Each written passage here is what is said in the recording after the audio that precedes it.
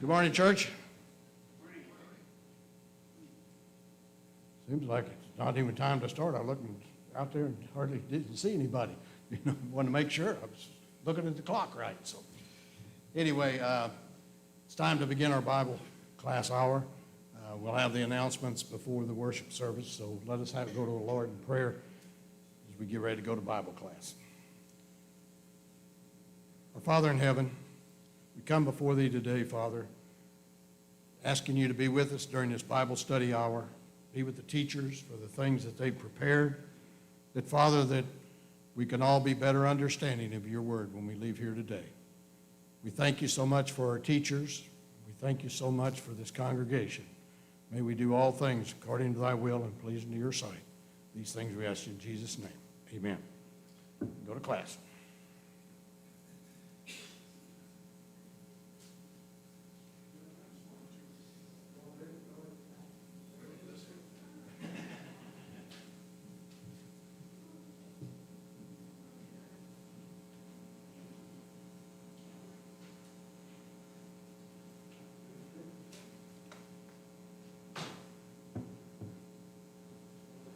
Morning, everyone. Certainly looks like an August Sunday in Florida, doesn't it? When everybody has fled the state, and Juanita and I will be joining that group tomorrow as we go up to attend the Polishing the Pulpit lectures in Sevierville, Tennessee. Going a little early to spend a couple of days in Gatlinburg, one of my favorite spots when we went as a family growing up, so we're looking forward to that. Before we actually get into our study of the text, I hope you'll indulge me just a couple of minutes to share something personal with you. Today is August the 10th. August the 10th is my father's birthday.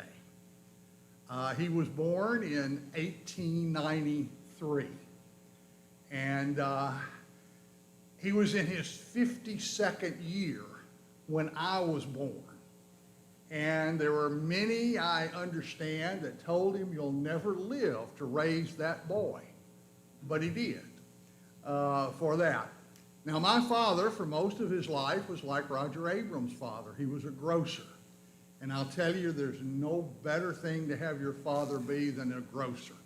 When you're a kid, you can go in the store and get anything you want out of it. And so that was great growing up.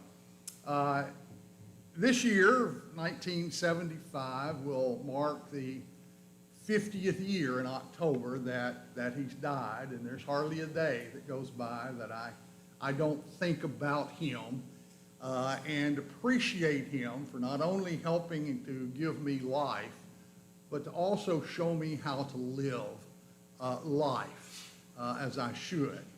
I never really thought of, even though he's so much older than I never really thought of him as being old, because he was pretty active up until just a couple of years before he died.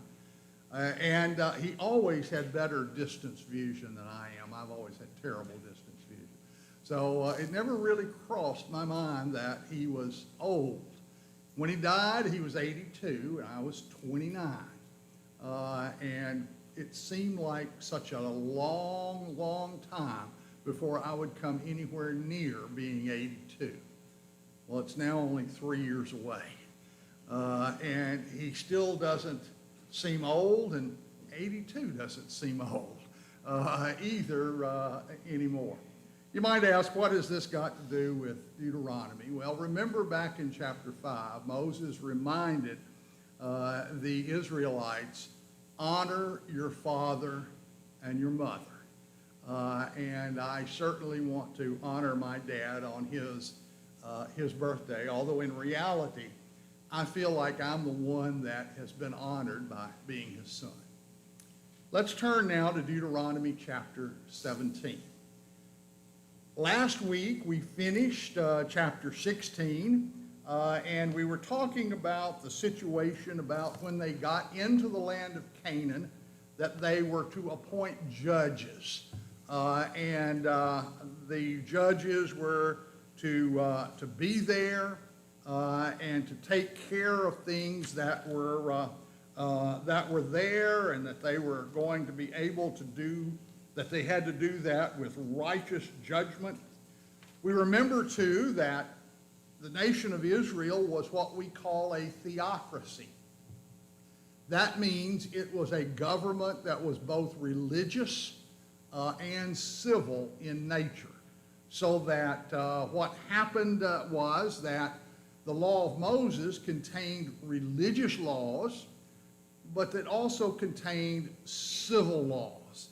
And the government, or the judges, were basically to enforce all of those things.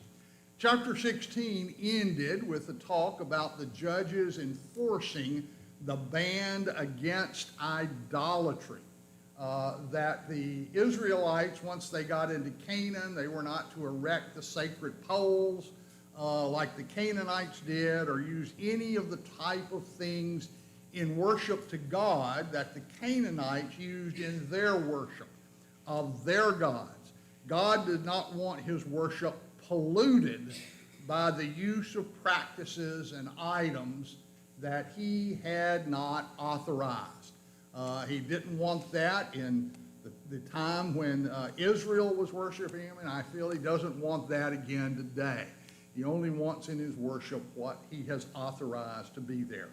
So let's look at chapter 17 now. And for someone who likes a short reading, this is your time, because the first paragraph is only verse 1. If somebody could read that for us, please.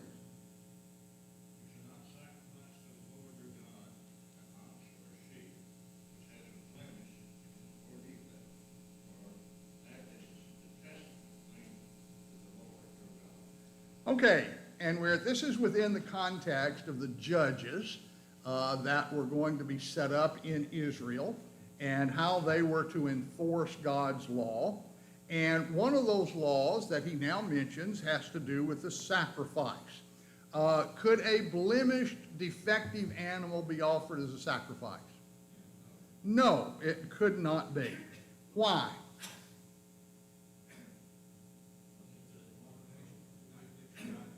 Okay, it wasn't worth as much.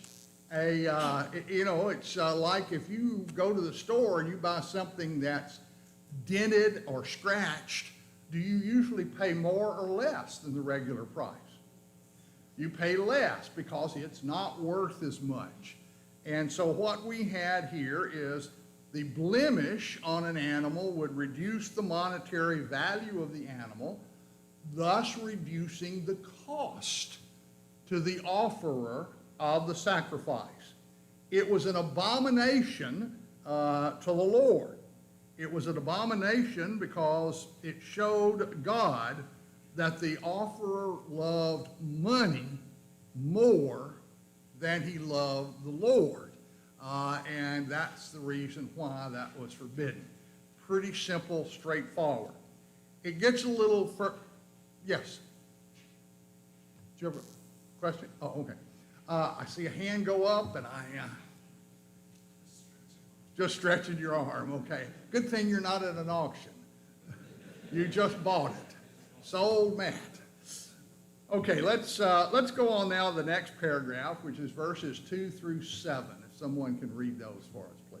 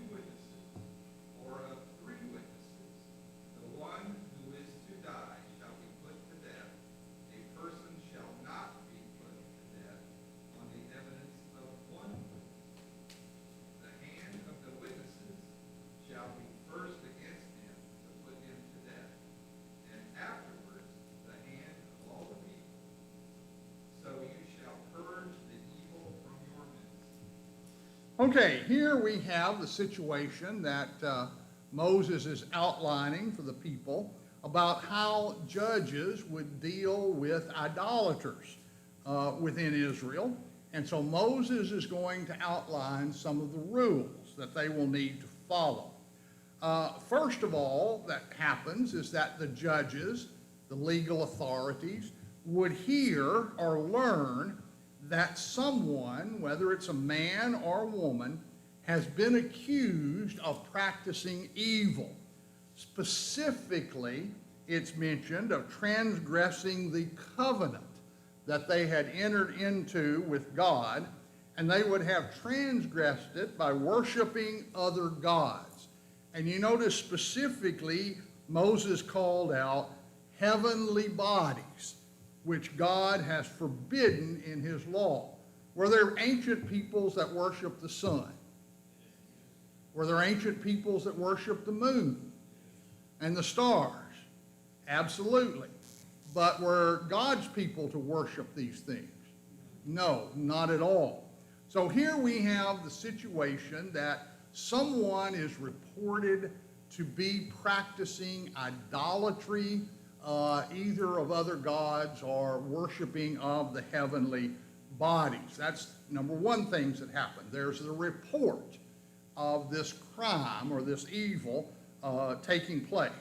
Moses says next, they're not to act upon the report itself, but instead, what are the legal authorities to do? They're to investigate. They're to try to determine, is this true or is this not? Matter of fact, it says they're to diligently investigate. That doesn't mean half-heartedly. That means with all the effort that they can muster. They have to see, are the charges true? Do people ever make false accusations against someone else? Yes. And we know that's true because it's been demonstrably proven time and again. People also make true accusations too against other people. So there has to be a way of trying to determine whether something is a false accusation or whether it is a true accusation. And so this investigation that the judges are to undertake, it has to be a diligent one, and the judges, before they can proceed, they have to be assured that the charges against the person are indeed true. If the charges against the person are true and they have been practicing idolatry, the worship of heavenly bodies, then the person who violated God's law is to be executed by stoning. Now, there is a divinely given safeguard in here that we see Moses saying to protect and to prevent false allegations from being made. And how many witnesses must testify to the guilt of the person before it will be considered true? 2 or 3 witnesses, not just one. One person could be biased. One person could have a motivation of revenge or hatred or dislike or jealousy or whatever else. The chances of it being 2 or 3 become lessened that would happen. Not impossible, of course, but certainly lessened. So this is a safeguard that Moses, or that God in the law of Moses put to try to prevent false accusations from being made. I think it's interesting when we read in 1 Timothy that Paul applies this same standard of 2 or 3 witnesses to charges that would be brought against elders within the Lord's church. It can't just be a single person who may be disgruntled or have some other issue that would be making a false allegation. There have to be multiple people who are witnesses and who know of a wrongdoing on the part of an elder before it's to be investigated even further. Now, in our modern world, of course, we have some witnesses that were not available in Israel. Theirs were eyewitness testimony, things that were said by other people. Of course, today we have forensic witnesses to crimes. We have video witness, closed circuit TV. We have audio evidence, phone records, things like that. Those are all modern day witnesses to things that have taken place, but Moses and the Israelites didn't have access to those. So they had to depend upon the eyewitnesses, people who had personal knowledge of what did or did not occur. And so the idea of witnesses was very important. And God made every effort to safeguard this process, first by saying that there had to be 2 or 3 witnesses before they would be believed. Secondly, he imposed a penalty upon anybody who bore false witness. Remember, that was also one of the 10 commandments about bearing false witness. Now, and that, basically, that commandment is not so much about lying about somebody as it is in falsely accusing someone of some type of crime. And so people who accused others falsely were in serious trouble themselves if it were found. Also, as another deterrent, sort of, to false witnesses, is that the witnesses were required to be the ones to initiate the execution.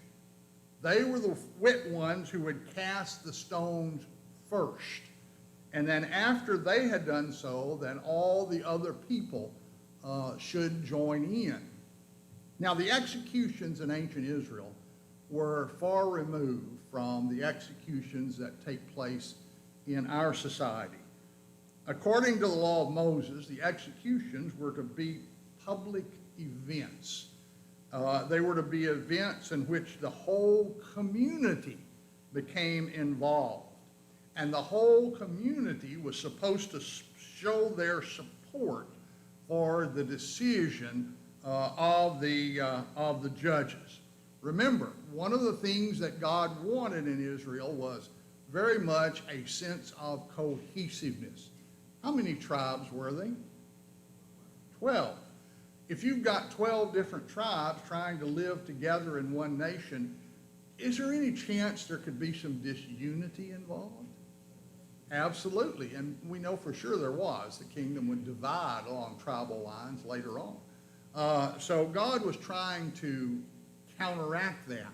And so many of the laws that are given in the law of Moses have as their intent to have cohesion among that, and that's what we're seeing reflected here.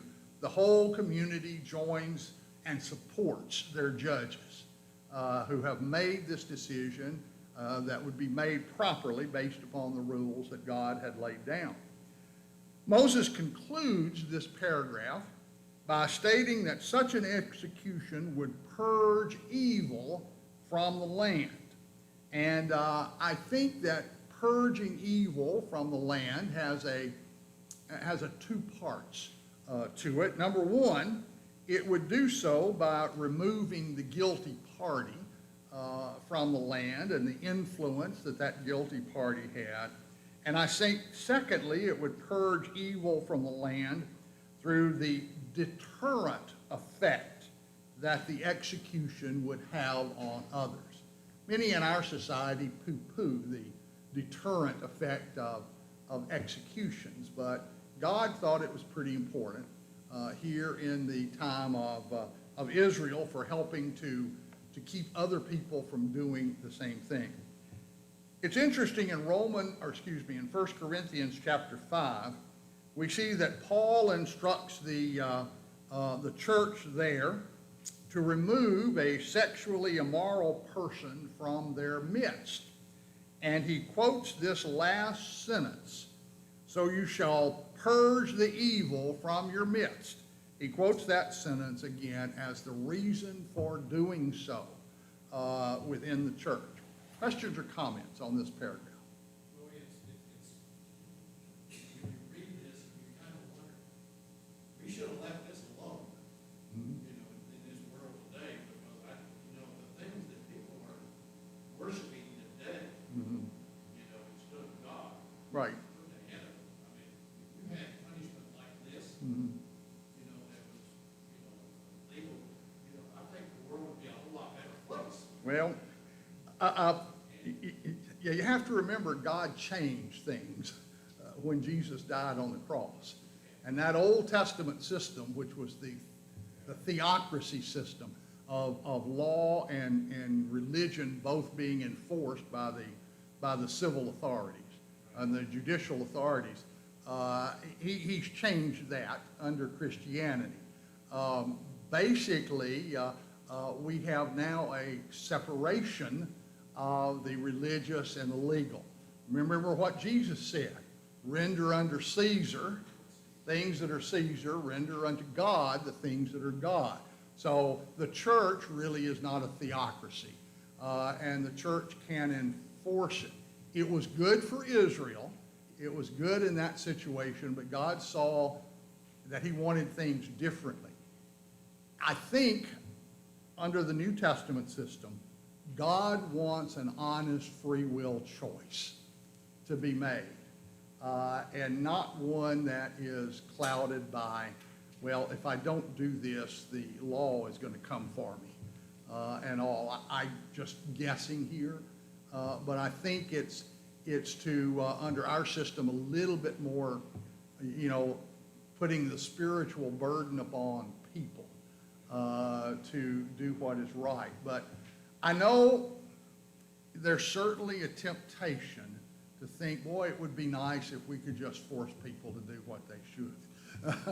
But remember what Paul said. He said, we persuade men. He didn't say we coerce men. And the New Testament way is to use persuasion and to use the power of God's word rather than the threat of coercion. Anything else, Jim? Okay. Just basically a kind of a thought that came into things. The world would be definitely different. Yeah. Oh, it would. If that would have all changed. You're right. Like it has today. Right. Stoning. Yeah. Sit there and think Yeah. about standing up there and people throwing stones at us. Right. That's the difference. But we have to remember, even when that was in effect, did it wipe out idolatry in the nation of Israel?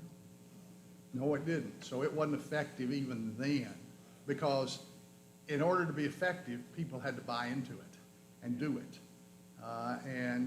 So it sort of wasn't that effective even then. Yes? I seem to recall something in the New Testament about Jesus facing a stoning situation. Yes. Yeah, when he said, let him who, is without sin cast the first stone. And that's somewhat of an allusion back to this idea of the witnesses were the ones who were to cast the first stone. Yeah, it's a reference to that. James?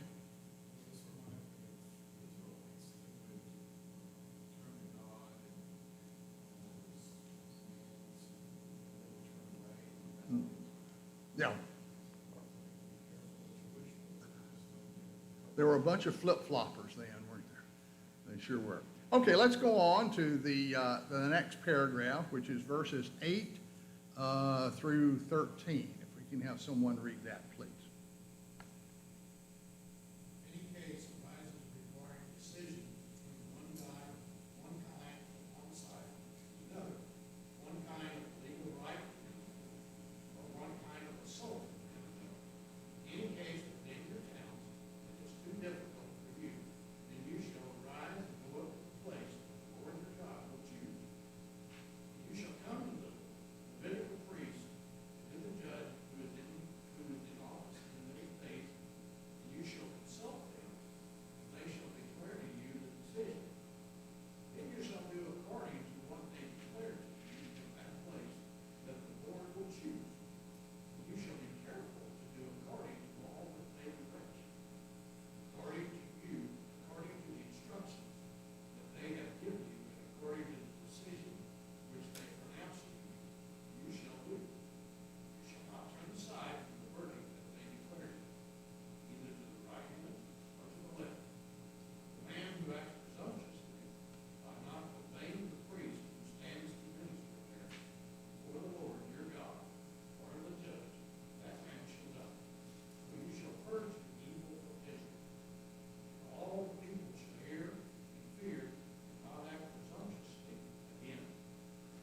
Okay, we get into this paragraph and it becomes very clear that Israel was a theocracy with both religious and civil laws, as we've mentioned, contained within the law of Moses.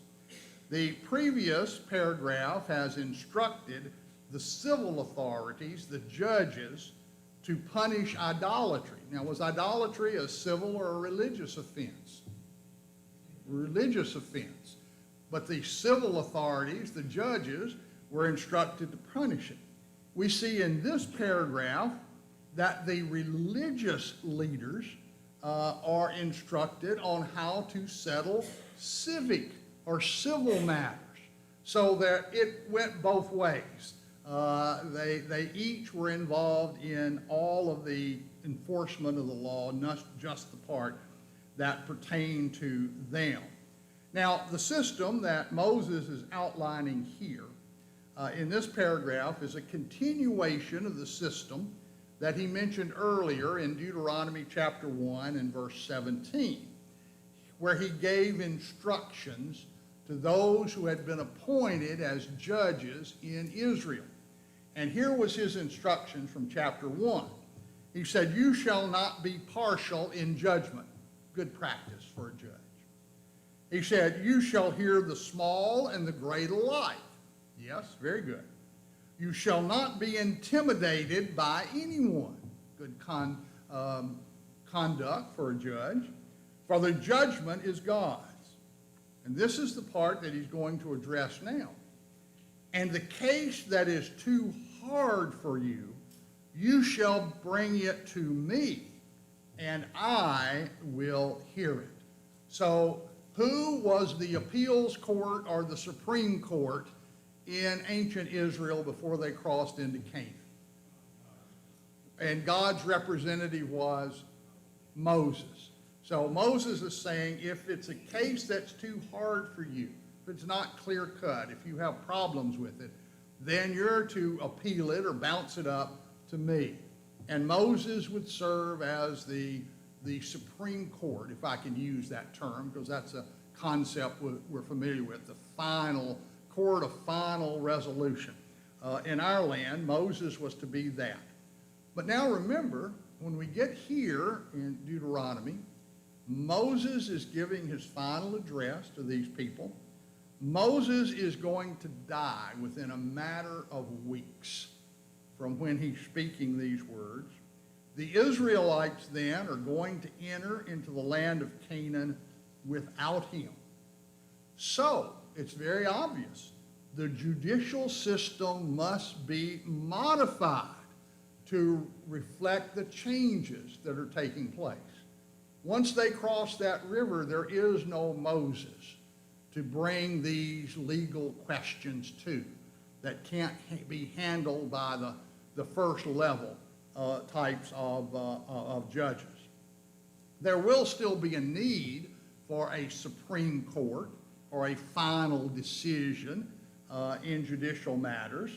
And Moses specifically says here that they are to be able to handle cases beyond their abilities. And he mentions, for example, determining the correct type of homicide. You all know we have different types of killing of someone in our society. There's first-degree murder, second-degree murder, there's negligent homicide, manslaughter, non-negligent manslaughter, there's accidental killing, there's self-defense. Those are all different types of legal definitions of when one person kills another. And the crime or the penalty is dependent upon determining properly which one it is. The penalty for first-degree murder is a lot different than the penalty from someone accidentally killing someone. Is it not? Should be, anyway. If it's not, we got problems on that. So this is the type of thing that Moses says that the first-level judges are going to need to escalate. He mentions other things like determining the certain rules and applications of the laws, determining the correct type of assault, or any other difficult case. So he just sort of summarizes it and throws in the kitchen sink there. Any other difficult case, any case that the first level judges did not feel capable of handling, that needed someone hired to resolve them. That part has not changed, where they were to take those type of cases up to a higher level. What is changing is that these cases will no longer be brought to Moses because Moses won't be there.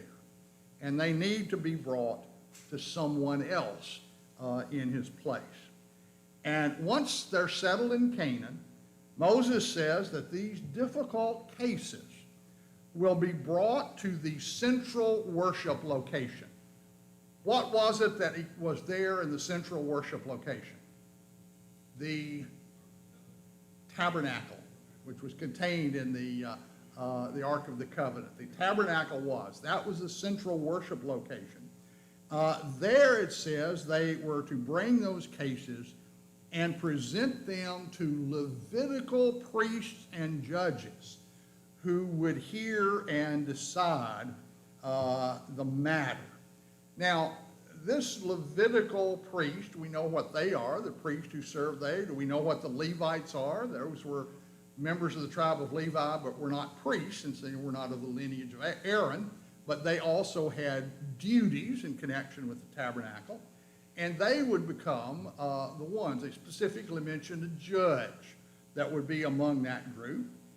We have to realize that the judge that's mentioned here is not a reference to the judges in the book of Judges. And I know the word is the same. The word is the same judge, but they're not the same people, and it's not really the same concept even at all. Because the judges in the book of Judges were not confined to one central location. Remember, they were scattered all over the land of Canaan. And there was only a couple, Eli and Samuel, for example, that were located at the central worship location. So these are not speaking of judges from the book of Judges at all. But the judges, the priests that are mentioned here, are required to stay at the central worship location.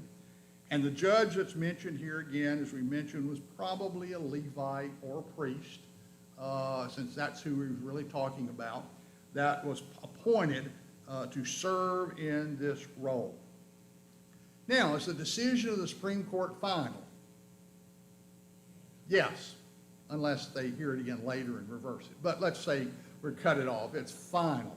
And so it was to be with the decision of this judge and the priests in the central worship location.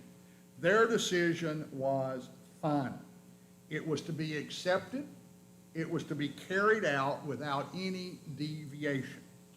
If one refused to accept the decision of the judge, then Moses said he was considered to be acting presumptuously. And if there was one thing you didn't want to do in ancient Israel, it was to act presumptuously, because then they'd make you spell it. But at any rate, the one who had acted presumptuously would to be executed. And why execution for disagreeing with a judge's decision? Half our country would be executed if we had that today. But there was a reason back then. And again, it had to do with the cohesion of the nation and with God's authority. This action of execution was necessary because disagreeing with the judge whom God had set up through this process was to challenge the authority of God who set up this system. And challenging the authority of this Supreme Court judge, as it was, would be disruptive again to the community cohesiveness that God wanted in Israel. Now again, we can't directly apply that to our day because as far as I know, none of the judges in the Supreme Court were appointed by God. They might have been appointed by the president, but the president isn't God. So it doesn't take, we are free to disagree with any judicial authorities today in our country. Now, the execution, again, is stated to be for two purposes. Number one, it was to punish the evildoer. It was to remove his evil influence from the community. That's the same as purging the evil that we read about in the previous paragraph. And secondly, again, it was to serve as a deterrent. And that is specifically said, and all the people shall hear and fear and not act presumptuously again. So it was to be a deterrent so that other people would not do the same thing. Question or comment? Let's see, we've got about 5 minutes, I think. As I mentioned before, we're going to be gone to PTP. I won't be here next Sunday, but Lord willing, I'll be here Sunday following. And we'll be picking up here with this next paragraph that comes in. And just by way of introduction and to talk to, so you can be thinking about it, I'm sure you will over the next 2 weeks, quite a bit, but just to be a little bit of introduction. In verse 14 through verse 17, actually through the end of the chapter, Moses is going to talk about Israel having a king. And most of us are very familiar with the story in Samuel about the people coming to Samuel and asking for what? A king. And why did they want a king? To be like the nations round about them. And we read there, of course, that God told Samuel that they had not rejected him, Samuel, but they had indeed rejected God by their request. And so we get the idea from that God did not want Israel to have a king. But we can't look at that record in Samuel in its isolation. We have to look at it in light of what Moses is teaching here in Deuteronomy about God wanting Israel to have a king. And the thing that is different between the two is that God wanted Israel to have a certain type of king that Moses is going to outline in the rest of this chapter. And when the people came to Samuel and asked for a king, they said, we want a king for this and this reason. And it was entirely different than the reasons that God wanted them to have a king. And we don't really have enough time to develop it fully. That's why I didn't get into reading it there. But just to get you thinking about that, if you read this and compare it over with Samuel, there's a difference. Both of them talk about wanting a king like the other nations. But when Deuteronomy talks about a king, it's featuring a different type of king. Then their king would be like the other nations in name only. In the type of person would be totally different. But what Israel actually wanted was not a king that was different in nature than the other nations. They wanted a king exactly like the other nations, to do the things that the kings of the other nations did. And I think we can show that pretty clearly, Lord willing, in a couple of weeks, and get this sort of clarified that, God wanted them to have a king, but he wanted to have the right kind of king. What's that? He was pretty specific. Yeah, what he wanted. And most of the kings that Israel later had violated in every possible fashion for it. As a matter of fact, you can't read the things that here in the rest of this chapter that God says that he doesn't want the king to be, and not think, well, that's Solomon. Solomon is the poster child for things that God did not want the king of Israel to be. In effect, God wanted the king of Israel to be a deeply spiritual man. He wanted him to be the example of spirituality for the nation. The people, when they went to God, they wanted somebody who'd be a ruler and a warrior. There's a big difference in what God wanted and what the people wanted. And that's why God said they had rejected him. I see it's about 1:15, so I think we'll stop there, and everybody will be ready to pick up with this study of the kings of Israel from Deuteronomy and Samuel in 2 weeks' time. Thank you very much. Appreciate it.